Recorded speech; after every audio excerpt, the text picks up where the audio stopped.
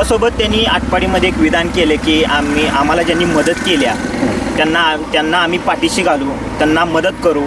पण खरं अक्षरशः ही जी निवडणूक झाली सांगली लोकसभेची, या लोकसभेमध्ये पक्ष पार्टी न बघता एका अपक्षाला मदत केली.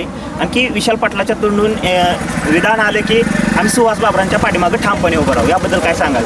तुम्हाला खरं सांगू का, हा वैयक्तिक त्यांचा निर्णय असू शकतो, परंतु विशाल पाटलांचं वातावरण तयार करण्यामध्ये मागच्या काही महिन्यापासून अनेक लोक प्रयत्न करत होते, अनेक काँग्रेसची लोक प्रयत्न करत होते आणि काँग्रेसच्या लोकांनी वातावरण तयार केलं.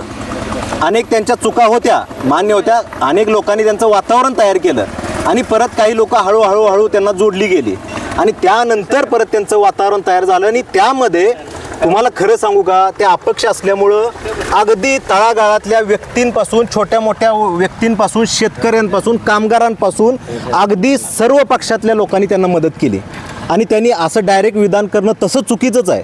तो निर्णय त्यांना घ्यायचा होता तर काही काळ जाऊ देऊन वातावरण तयार करून लोकांना विचारून काँग्रेसच्या लोकांची मतं घेऊन त्यांनी हा निर्णय द्यायला पाहिजे होता, पण ते तसं त्यांनी चुकीचंच बोललेले आहेत.